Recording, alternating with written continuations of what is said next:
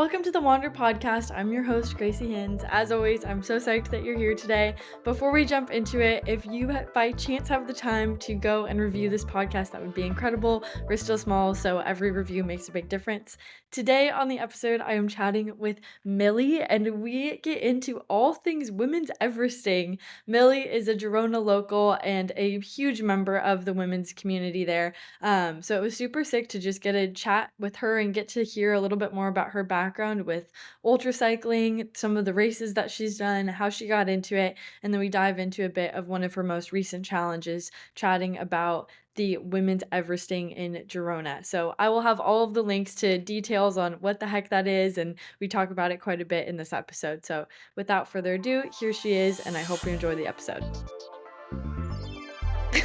Awesome. Well, my favorite question to start off is just asking who you are and what you spend your time doing. I'm Millie, and I spend most of my time riding bikes, some time running, and then the rest of the time on my computer, I guess, coding things.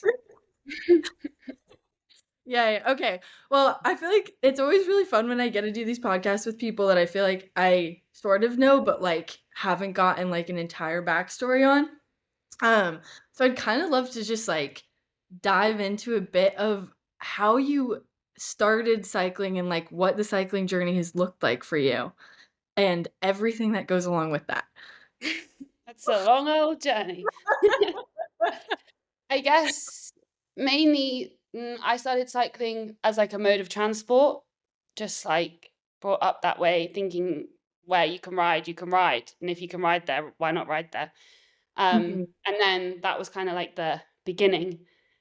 And then, yeah, then got a proper road bike, and then I guess just loved it. And then, you ride a certain distance, normal, let's say normal people riding, you think, oh, this is good.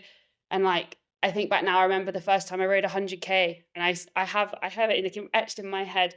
I looked at my Wahoo and it was like 95K, and I thought, wow, this is so far. And then now I'm like, that's just I don't know, chill ride that isn't even anything. So then slowly but surely you're like what you think of normal just like expands and expands. Yeah. And then you start riding in as the sun sets, and then you ride, then you think that was amazing. And then you start riding in the night. And you're like, this is really cool. And then you're like, oh, I'll ride through the night. And then you're like, wow, the sunrise is just so cool. And then and then you do a race and you're like, wow, you can do this like over and over again. So that's, little steps. It's not, I think I went bikepacking for the first time like 10 years ago. And so I've just sort of grown like that. Whereas I think it's crazy to me that people just jump straight into doing these like really long things. I'm like, kudos to you, because I've like slowly evolved into this person that loves riding really long. That was like the most beautiful ultra distance rider's description I think I could have heard. What was the first bikepacking trip you did? I did it with my brother actually. We did the North Coast 500, which is in Scotland. It's 500 Okay. miles, I guess. And it's Mhm. crazy now to look back at pictures. We had panniers, like Mhm. 2 huge panniers. I don't know, yeah, slept in a tent. And also for a long time, I thought that bikepacking meant you had to wild camp. Mm.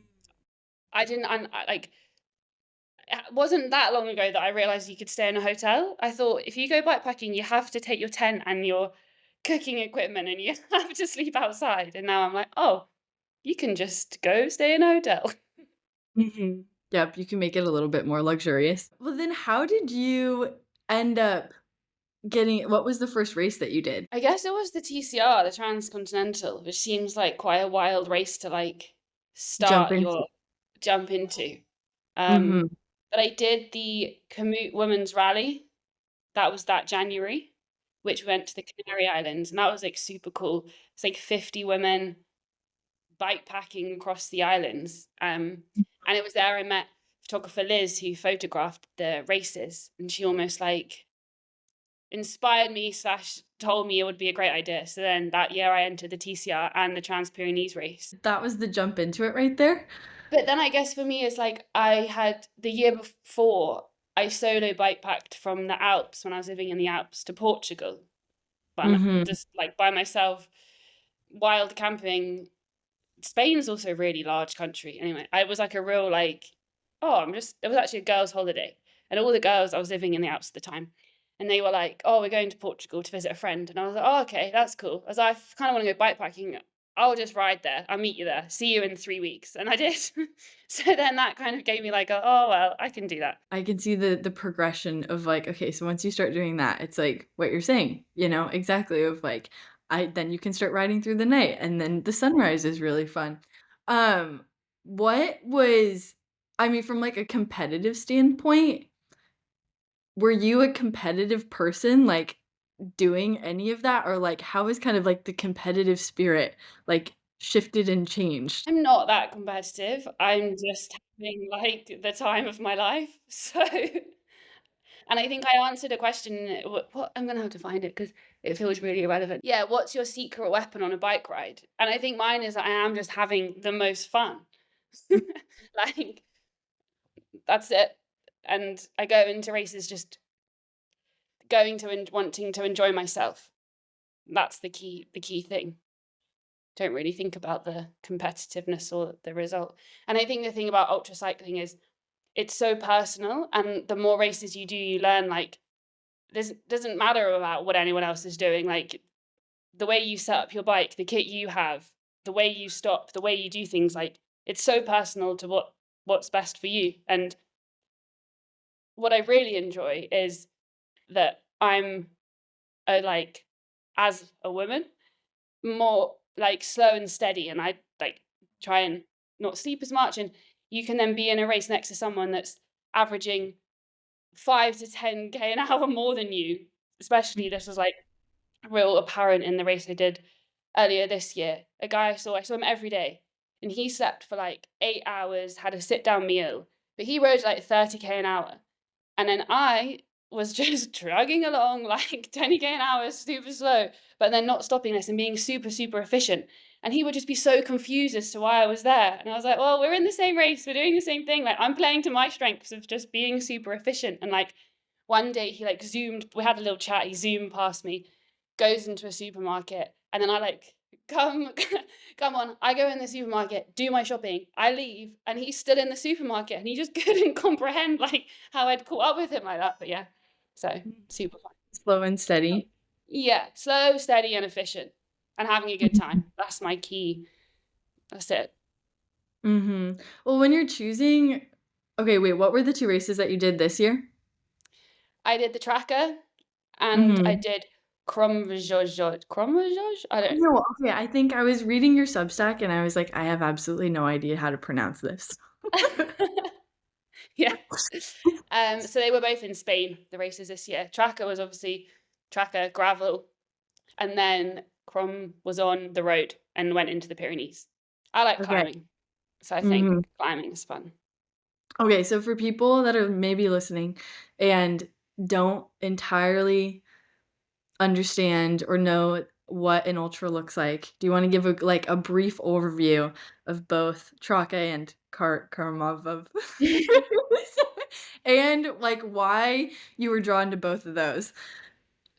So I'm currently in Girona. So Tracker is obviously the biggest race. I think it's the biggest gravel race in Europe, is it? So It's or at least that's what I tell people. yeah, Yeah. exactly. And actually last year I had the ridiculous idea of doing all the races. So I did the 360, the 200, the 100, and the 50 just in the week Wait, what? because I don't know. Yeah, I thought it was fun, a fun way of doing it. Um, Circle back to that. yeah. But this year I did the 560. So it was what 560k, 10,000 meters elevation. Started I think at 6 a.m. Went into the Pyrenees on like the most amazing route. Some of the gravel tracks up there are like super super cool. Mm, And then just kept following the route and riding until I got back to Girona. I think it was 34 hours later or something. mhm. And then Crom Majorge was on the road. That was I think 1,400 kilometers. I guess you work in miles now. I'm thinking about it, but anyway, it's 1,400 Like, kilometers. yeah. That started in further south, near Tarragona. Mhm. I'm trying to think when that. I think that started in the morning. Did that start? No, that started in the evening. I think that was like a 6 p.m. start or something. Yeah, yeah, it was. That started in the evening. Um, and that went, yeah, back into the Pyrenees and back again. And what was that, 4 days and something? So I think averaging, is it 350K a day? Some Yeah. days like 8,000 meters. I think one day was like 10,000 meters elevation or something because it was like in the Pyrenees. So then, yeah, What was riding for like 18 hours a day. Yeah, what was the draw to that race? The Pyrenees, I guess. I don't know. I think Lael Wilcox has done that race, so that's always a good sign of a good race if she's done it. Yeah, it wasn't too far away and just looked like a nice race, really. And it was, I think, races in Spain. It's just very chill vibe, I think. Spanish races, I can imagine. Yeah. Yeah. Okay, circling back to when you did every single Yeah. track. Yeah. How was the body after that? Well, it was okay because it was like 700K over 3 days. So in It's true. comparatively to normal, wasn't that crazy, I guess. And I got to sleep in my bed at home. Yeah. So it was Has just there been Are other people doing that, or was it, like, just you doing it that year? it was just me, yeah. But it's like I'm like the girls at the front of the 360 are so strong. And I'm like, well, I'll just like find my own way of doing this and ride longer and slower. I like it, though. It's bringing the really unique twist to it. Yeah. I'm kinda curious, like, when you I feel like your life right now, like, what does, like, a week in the life look like with, like, riding, work, balance, all of the above? Because I feel like I don't really know that much about, like, Millie outside of cycling. Spinning lots of plates, I guess would be a good analogy. Mhm, But yeah, I work like a normal Monday to Friday, which I think is quite surprising. I think people might be quite surprised to hear. mhm. I don't really, yeah, that's that. So I try and fit in riding around that and ride. I was going to say obviously every day, but I ride every day. Obviously, I don't know. I think in Girona you get a bit skewed by what's normal. And then yeah, just do big rides at the weekend. So like use the week to shorter rides, training rides, and then go on nice adventures at the weekends. From, like, a, like, time perspective, like, do you feel like that's something like, with the work schedule and riding schedule, does it feel like a lot, or is it like, no, like, this is just kind of the way that, like, life is set up at the moment, and it just rocks and rolls? Just rocks and rolls. I think my brain needs things going on, and as much as I would love to, you can't ride your bike all day every day. So you need to Mhm. find something to do with the time where you're not riding your bike. So I use my brain and do some work. A good thing to fill time with. Yeah, exactly. Exactly. Well, and how did you like? Because riding, you were in the UK and then ended up in Girona. I don't know, it'd be fun to do a little bit more backstory on that too, of just, like, even kind of how being in, like, almost like the cycling capital of the world, like, affects the way that you kind of, like, go about cycling. I think, yeah, normal things aren't that normal. Like everyone rides every day, which that isn't that normal, is it? I don't know. So, yeah, I guess that's the thing that, like I said, slowly you evolve into what you think is normal. And then being in Girona, again, it sort of like evolves your normal spectrum a bit more too. Jumping into a bit of the story of women's Everesting, I would love to hear the backstory of what women's Everesting is, what Everesting the actual I mean, because it's like a whole group, and yeah, what you guys did. So, trying to think of how to start that. But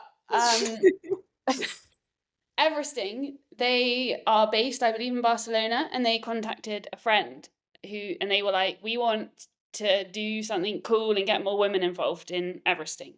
So Everesting is where you go up and down the same climb till you reach the elevation of Everest, 8,848 meters. And so I did an Everest here in Girona like maybe 2 years ago. And so Maya had this conversation with people at Everesting and was like, I want to do an Everest. Do you want to do it with me? And I was like, well, why don't we just invite and see if anyone else wants to do it too and make it like a whole women's thing? Because as we all know, get women together, it's going to be super fun. And so we did. We didn't give that much warning. So, the classic of like what you think is normal. I think, was it 2 weeks? Maybe a bit longer, a few weeks. Just launching on everyone. Oh, do you want to ride 8,848 meters? It's like, not everyone's just going to be like, oh yeah, I'm fit enough for that. So we will definitely do another one with a bit more pre-warning so then people can get some training in. But yeah, we picked a day and we got a load of glitter. We made some little cards. We put stickers, balloons, like everything that you would put for like a, I don't know, cute, fun party. And yet we were doing something like really hardcore. So it was a really fun mix. So there was 4 of us and we started at midday on the Saturday. And then we had people from the women community of Girona for the whole time. Like, other than the depths of the night where we had the speaker and we were singing and dancing while we were riding up, we had people come and support us, ride for a bit, bring pizza, like meet us at the top. Someone brought like signs that said, and everything. It was honestly like, having done so much riding by myself, to feel that was just the coolest thing. And to share that with other women too was just so, so, so cool. How many of you were there? So 4 of us did the full Everesting. And I Okay. wish I counted like how many people came and went throughout the day, but yeah, it was loads. I like glitter mixed with hardcore. Yeah, it's so cool, isn't it? It's so cool. Yeah. Well, and didn't the 4 of you ride together like the entire time? Like it wasn't, Yeah, you didn't end up, was that the like expectation going into it, or did that just like naturally happen? it just naturally happened. I think it just naturally happened.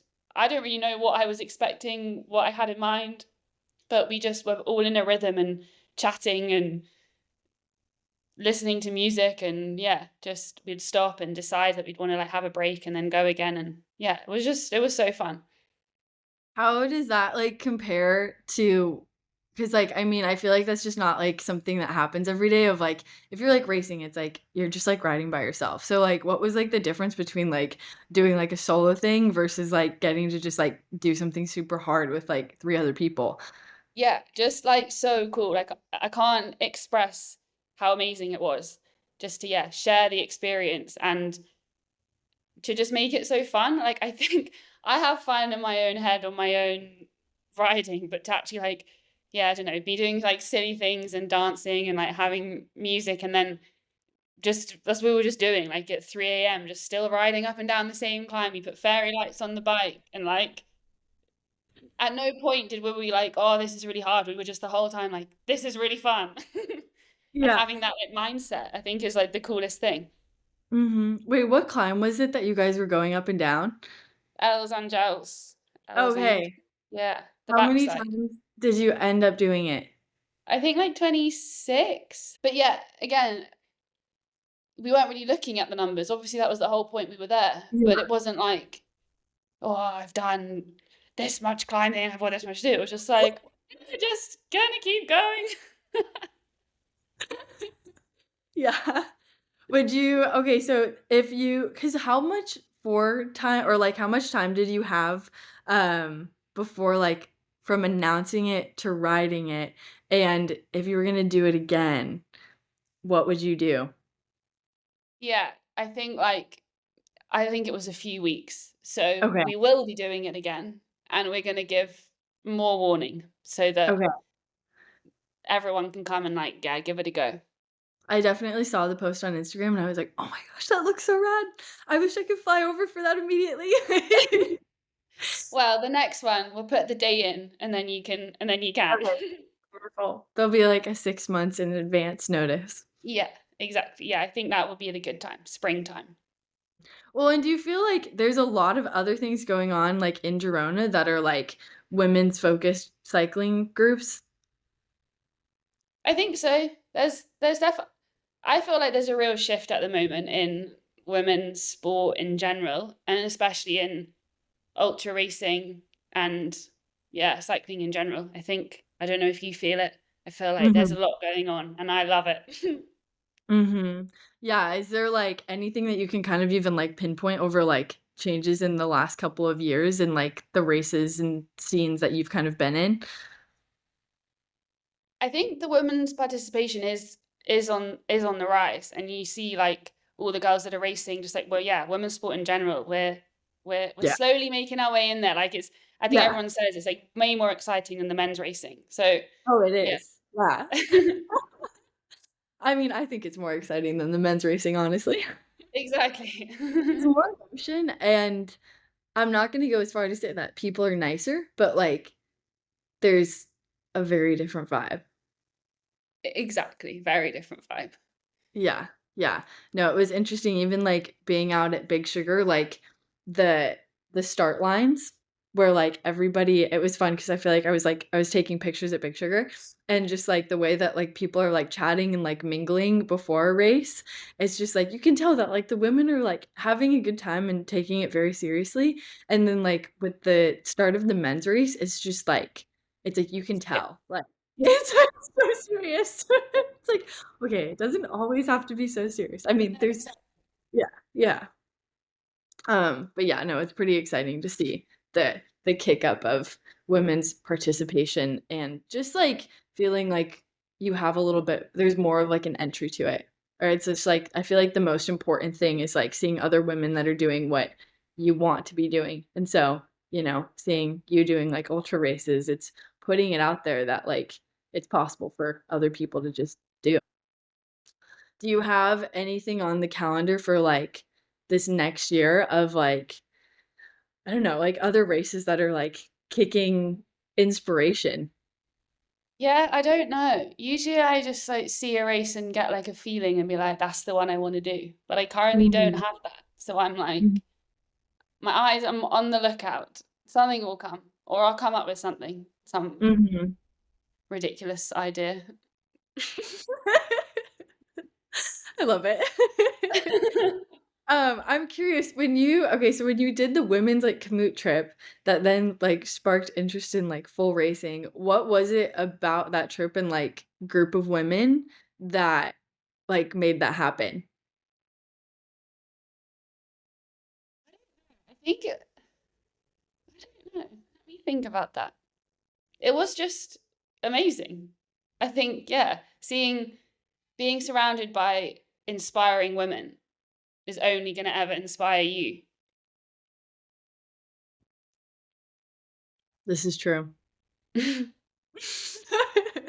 I know, it's funny. It's like you get, like, one idea that, like, kicks off, and then if you're about around a bunch of other women, it's like it just, like, cascades into Yeah, something exactly. insane. Yeah. Yeah. That's pretty rad. Yeah. No, I feel like it definitely it gets everything going in the brain. Yeah. Do you feel like there's anybody that, like, you've kind of looked up to or taken inspiration from that's, like, almost made it seem like these things are, like, more possible?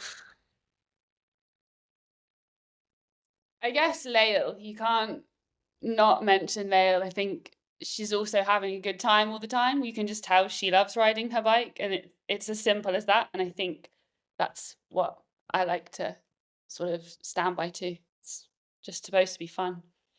Mhm. When you're, like, getting into, like, a really tough mental spot riding, what are, like what are things that, like, you keep, like, saying to yourself or, like, if there's, like, a food that you're like, "This is, like, a food that will, like, kick me out of a bad mood," like, how do you kind of, like, power through that? I think that like nothing lasts forever. Mhm. Sadly, the good. I think if you start getting really tired and riding really long, you sort of like ride a wave of being like in a really good place, and then you like maybe have a bit of a low, and then as the race goes on, it just is like this. Yeah. I think just knowing that yeah, things don't last forever, and I guess the time I learned this the most is when it was like torrential raining, and I was like, just in my head, like, this is crazy. And I just tell myself, well, it can't rain forever. Like, you're riding for days. There's no way it will rain for days. Like, it has to stop at some point. And I think I always remember that, like, yeah, it will always, you just have to keep going and it will change Mhm. for the good and the bad. I think I like during one of the races messaged my friend and he just replied, I was like, oh, like I'm finally feeling good. He was like, wow, won't last long. I was like, you're not supposed to say that. Just be happy for me. And then you go like in a low and then you're like, okay, well, no, it won't last forever, it won't last forever. Yeah, you don't wanna flip that one Yeah. on the negative side. True. Exactly. Yeah. I'm also curious with, like, the ultra community, like, are there with the races that you've done and, like, things that you've participated in, is it a lot of the same people kind of going from, like, one race to the next? Or, like, what do you kind of like, what is, like, the ultra community kind of feel like? Because I feel like I've definitely jumped into more of the kind of, like, like, 10-hour races max or, like, and so it's like, I feel like, yeah, the ultra side of it, I don't know as much about. Yeah, I guess those sorts of races is more like they run on like a series, and so you expect to see the same people again, I guess. Mhm. Obviously, depending on the number of races you do, the same people kind of like pop up. But I guess the more equivalent is that within the race, you see those people. And Mhm. so, yeah, I mean, like I said, you can end up seeing the same people every day and like they go on a completely different adventure to what you're going on. So I guess that's Mhm. like where the similarities lie. And I was thinking, what was I thinking about that? Anyway, that the like camaraderie at the end of a race where you've all been through like similar experiences, but like also totally different adventures, but you kind of all share this sort of crazy like bond of like, we did that together. And one of the races I did, the Alps Divide, the weather was just like, it was crazy. And like being at the end and just like being with the other people, you're like, we did that, like this shared, like, I don't know what you went through, but I went through a lot and we're all here now. Yeah. Wait, where does the Alps divide go through? The Alps. So it starts at the sea near Nice and then finished at like near on Lake Geneva. It was really, really Oh, beautiful route. how many days is that? Took me 8. It was like a Okay. lot of climbing, yeah. Yeah. Well, Alps. Yeah. Yeah. Yeah, but it was 1,000 kilometers and like Oh 35,000 my meters god. elevation. So for like every 100K, you've got to do over 3,000 meters, which is quite a lot. That is a But it lot was of the route was beautiful. If you want to do a hard but beautiful route, then I recommend. yeah, I was gonna say from, like, a maps perspective and, like, geographical like, those are the races that are so cool because it's like you're just doing this, like, insane traverse where it's just like yeah, it's cool when you can, like, piece that together, and it's just, like, beautiful too, where, like, not just from, like, a scenery perspective, but from, like, an accomplishment perspective of, like, being able to, like, look at that line and be like, "Whoa," like Yeah, I went from there to there over some big mountains. yeah, exactly. Yeah, that's a pretty crazy one, though. Yeah. Do you have like I don't know, I'm trying to think of like other questions for you to like yeah, to ponder on here. Is there anything else in like the ultra Millie world that you want to chat about?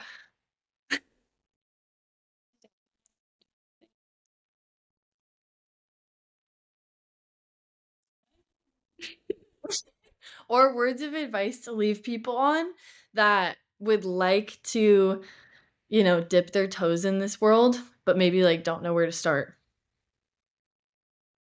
I think maybe I'm repeating myself, but I find it really, really fun. And yeah, you're pushing out yourself at your comfort zone, but the bottom line is I'm having a really great time. And I think that if the thought and like the want like excites you and inspires you and you actually like really want to do it because you think you're going to find it fun or the challenge is amazing, then just go and do it. You can never should never like not go and do something. And so I think that's like my biggest advice. Lean into the curiosity of it. Yeah, exactly. And I think if you have an idea of doing something, you have those ideas for a reason, so you should just go and do them. Within reason, maybe. Maybe you have some weird ideas, I don't know. But in general, if it's cycling related, if you think you want to do something, then you should go and do it. Thanks for tuning in today. Make sure to follow Millie on Instagram. She is always up to some wild things, so it's super fun to follow along. And then if you want to keep in touch with all things Wander and podcasts, we are Wander Studios on Instagram, and we also have a website, but it's currently under construction. So the Instagram is definitely the best place to keep in touch. Anyways, hope to see more of you around, and I hope that you enjoyed this episode.